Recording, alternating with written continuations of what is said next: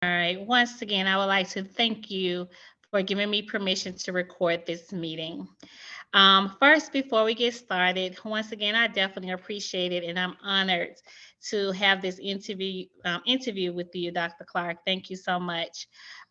Before we get started, just give me a little background about yourself. Let me know, about your credentials or years of experience with children.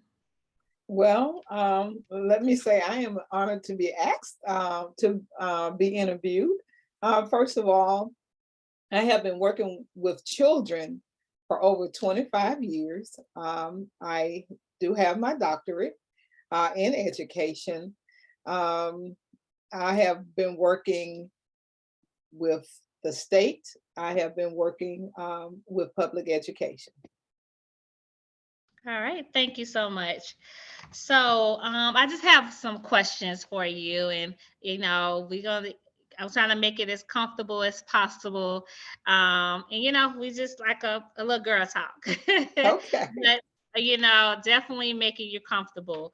So, like I said, just thank you, just giving me some knowledge, especially with me getting my EDS in early childhood. Like I said, I'm honored to be able to talk to someone that has that many years of experience with working with children. So thank you so much. So my Uh, first no question, problem. And congratulations to you for thank working you. on your specialist. Thank you. Thank you so much.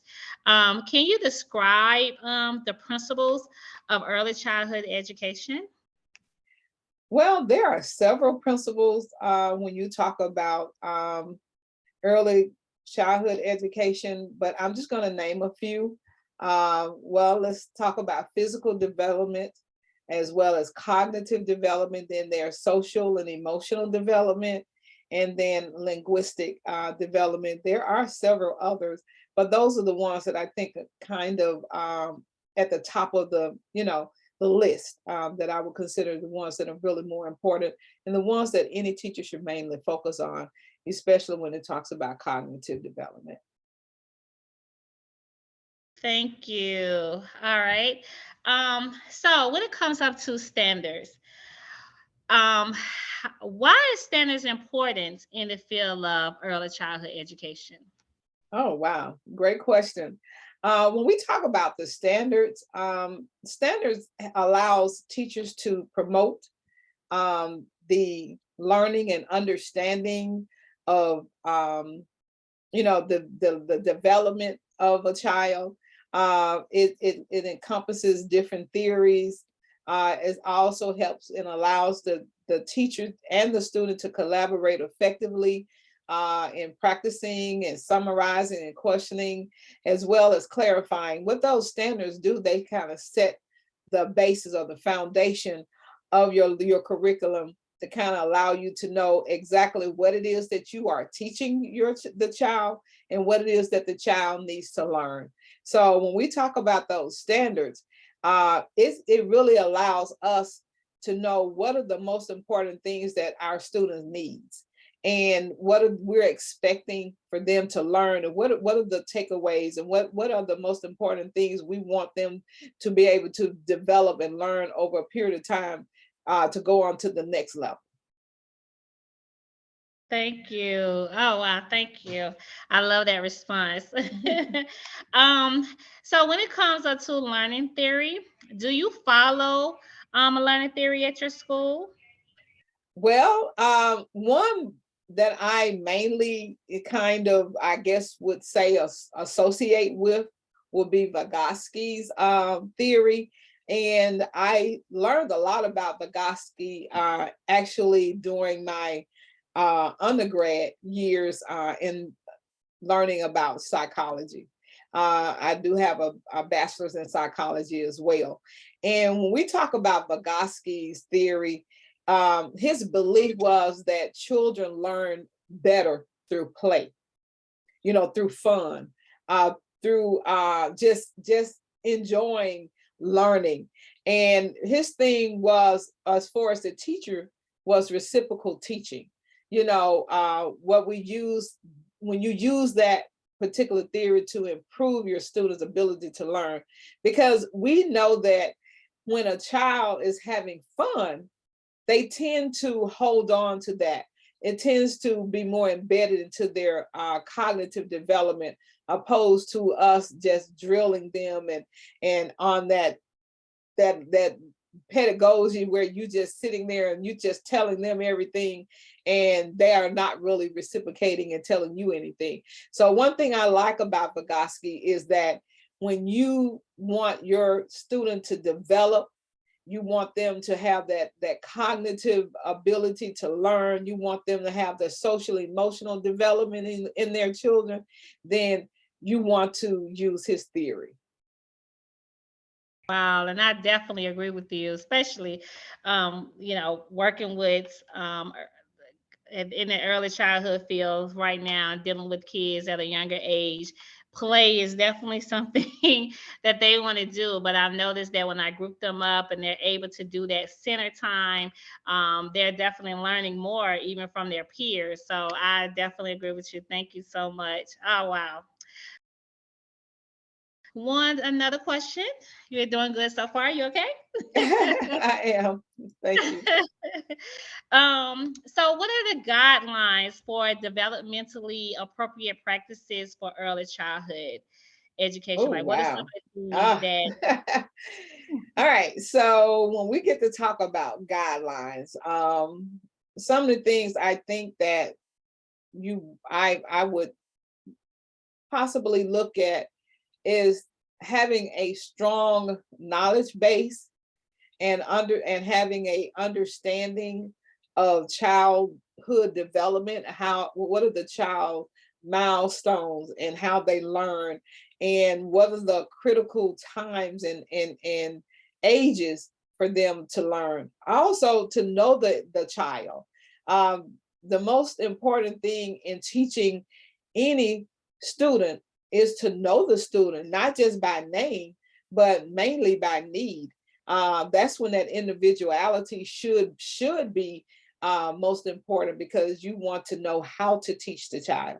And if you don't know the child and know what it is important and what are the weaknesses and what are the strengths, then you are not doing um, justice to that child. Also, be knowledgeable of the child's culture, where they're from. You know, what are their environment. Just kind of getting to know what are some of the social expectations of the community. You know, what are the parents' expectation for the child. You know, sometimes we have a tendency to have our children in our class and they're from different cultures and we don't know a lot about that culture. So some of the best ways to get to know more about that culture is to go through the parent, get to know the parent. uh, Make yourself available to go around and kind of see, you know, how that culture is when it comes to learning. What is that culture's philosophy when it comes to learning?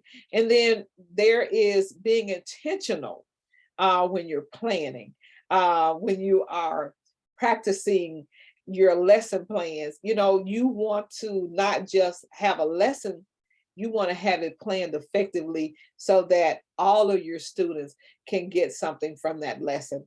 Uh, Keep all of them in mind. Your ELL students, your students with disabilities, your general ed students. So just be intentional in your planning. And then the last but not least, I guess, would be your best practices. What are your best practices? What are the most effective things that you have done when it comes to your pedagogy or when it comes to your approach to teaching? And you know, your philosophy as well. You know, what are the most important thing when it comes to you? You know, do you feel you are best at teaching as well as learning? Oh, wow. Thank you for that response. I definitely agree with you, especially knowing the child as a whole. I think that's something that being a teacher that everyone needs to be able to know their particular children, because even though you may have 28 kids in the classroom, each one of them has their own personality. So I definitely agree with that. But speaking about culture, that kind of goes into my next question. Why is diversity, equity, and inclusion is significant in early childhood education? Oh, wow. Okay. All right. Well, one thing about culture, again, it speaks to diversity. We talk about the differences, not only in our environment, but again, it talks about the philosophy of the teaching. You know, with them all coming from different backgrounds, their identities, that their experiences as an individual, because most often we can have some children that are in the local areas of our community that has not been made aware of any type of diversity. They've never been out of their community, so when we are able to introduce our children to diversity, it allows them to grow. It allows them to open up their world and make it larger than what it really is, because now they became aware that there is other people in other places than just not them. I And definitely. Now go and ahead. when Go we ahead. I'm talk sorry. about, I'm sorry. I was thinking. Go ahead. I'm sorry. Oh, Continue. okay. So when we talk about equity, now this I hope that I don't overstep, because I'm going to give you a little bit about my personal belief here. Um, when we talk about equitable resources, let's be honest. When we talk about equity, are our children getting the same equitable resources as the ones across the track? And I don't mean the ones over in the ghetto. I mean the ones in our higher end communities and neighborhoods. When we talk about equity, let's start with people being in the same place due to the historic and cultural current systems of oppression. Our children has been oppressed for so long that equity does not stand out for our children. Equity does not stand out for us. But if we fight harder and we become more empowered and try to fight for our children to show that they too are important enough to have the same as the children over in Alpharetta as they are here in, I don't want to say no particular area that's, and but I will go ahead and say maybe right here in the metro Atlanta. So when we talk about equitable resources or any equity, we should really talk to our legislatures, and we should really talk to our senators, and we really should talk more to those politicians and make a difference and make a change when it talks about equity. And I'm sorry, I kind of went off on a tangent, but when it That's talks okay. about being having equitable resources, it just kind of hits home, because I find that I'm having to spend out more money trying to get the things that my children needs in my classroom than the people on the outside that I need to get money from. Okay. But anyway, I'm going to stop right No, here. it's Let me just okay. go ahead and talk about inclusion. Inclusion. All right. So let that on a softer note. When we talk about inclusion, with me also having a background in special education, I must say that inclusion is very important, because what it does is it allows students with disability to have a state of belonging with people that are not like them. What inclusion does, it gives them experiences and identities that are more valued in the general ed population. And again, I don't want to go there with that equitable thing, but when our children are put in a general ed classroom, it kind of raises the bar for them, because most often we have had them isolated and secluded for so long that their mindset and the whole mindset, even of the parent, has to change. Inclusion means that they are now a part of the general ed classroom, not general ed and special ed, but we are still fighting for inclusion because we have yet to be included. So I don't want to just, focus on the negativity of it all, but let me just give you some positive notes as well. So let's look at some of the positive things that inclusion does, because inclusion allows our students with like I said before, and I did give you positive first though, of a more of a challenging, maybe I'll say more of a rigorous, I guess, experience when it comes to learning in the general ed setting, because I love co-taught classes, and I'm gonna tell you why. I love co-taught classes because the student has the best of both worlds. Like I would tell any parent, it's like having mom and dad. When you got mom and you got dad, you got it, because you got the support of both. When you have a general ed teacher and you have a special ed teacher, then you have the best of both, and I love it. And I for so many years taught small group. And I'm not saying that there should never be small groups, but it should not be a setting.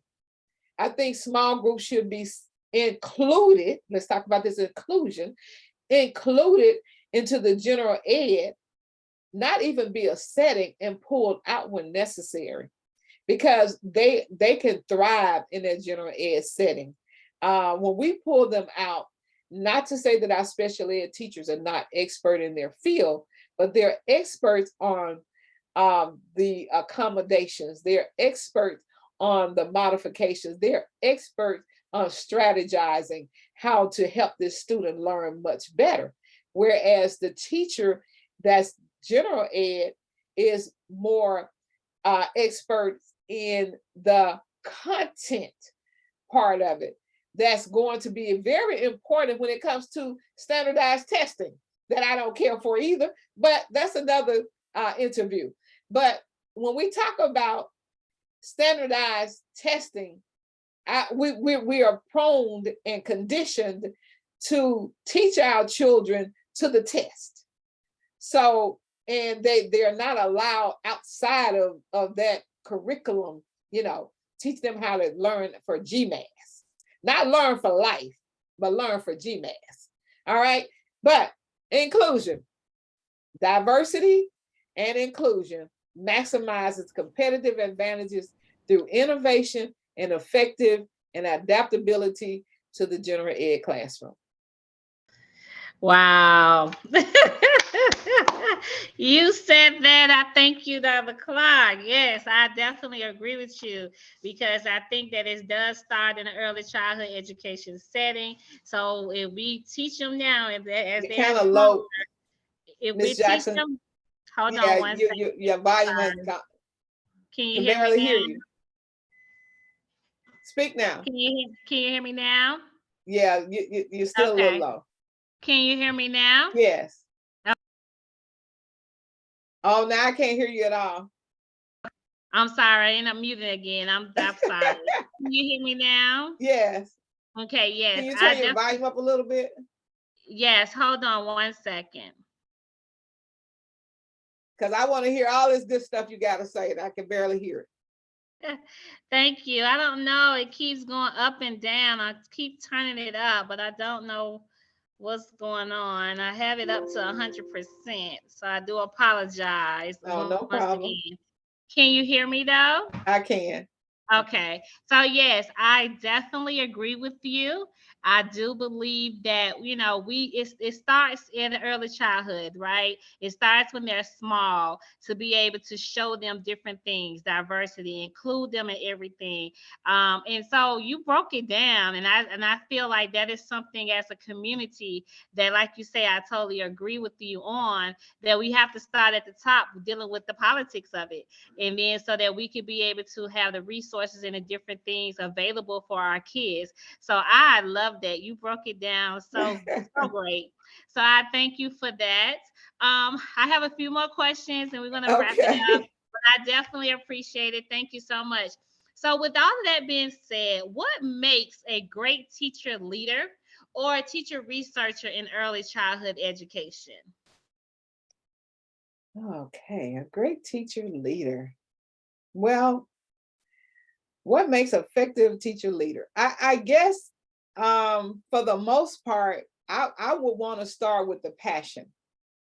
I would hope that any teacher leader has a passion for what he or she does, because that is the most important thing in teaching, period, in my book. That if you do not have a passion for what you do, then you're not going to do what you need to do effectively. So the first thing I would say, a teacher leader needs to have the passion for what he or she does. And then secondly, she must have ability to create a positive, nurturing, stimulating, warm, inviting environment in their classroom, because it starts with us. We set the tone. We When we enter into our classrooms, our children feeds off of us. They look at us, and if you have a big smile on your face and you are greeting them with all of that good happiness and just that energy, then your children is going to give you that back. So if you go in with being sad, and I don't know, whatever happened the night before or even that morning, you have now brought it into your classroom. So you're not being effective, because I don't mean that you have to smile and laugh every day, all day. None of us have that. But when it comes to your children and your students in your classroom, then that's when you have to put on that face. And I think a great teacher leader is one that, even through adversities and even through things that they're having to push through, then that's what they do, in order to provide, again, like I said, a positive, nurturing, stimulating, motivating, warm environment. And also, you must be able to build a strong relationship. Oh my gosh, if you don't have a strong relationship with your students, then you're going to have some problems. And not only have a strong relationship with the child, you should also form a strong relationship with the parents. Because guess what? They know that child better than you do. So I want to be able to call that parent and say, well, Bob is really acting up in my classroom this morning. Did he not have a good night, or did he not have breakfast this morning? And the parent won't feel offended. So what you trying to say? I didn't feed my child this morning. So if you have built that correct and adequate relationship with that parent, then you can call her and you can say, you know, Bob is not doing well in my class this morning. She'll say, you know what, Bob, went through whatever last night, didn't sleep, playing on the game or whatever. Then you know how to deal with Bob. Now you're not gonna get upset with Bob, because Bob hadn't had no sleep. Bob tired, you know. So um effective teacher leader is, again, a person that is passionate about what they do, And when you're passionate, you're going to make sure all those things, as I spoke earlier, will be encompassing and a part of all of that. Thank you. Yes, you broke it all the way down. I thank you. So my last question. Whoop, whoop. No, For I'm this just kidding. evening. It's okay because I thank you. I thank you once again for doing this beautiful interview with me because I've learned so much from just listening to you. So I thank you. But in your opinion, what is one thing that needs to be changed in early childhood education? Hmm. I don't know if I can do one, but I'll try. All right. It's I'll stick to one thing because for the sake of time. But I guess one of the main things when it comes to early childhood education is that we as people have to understand that our children education doesn't just start in school.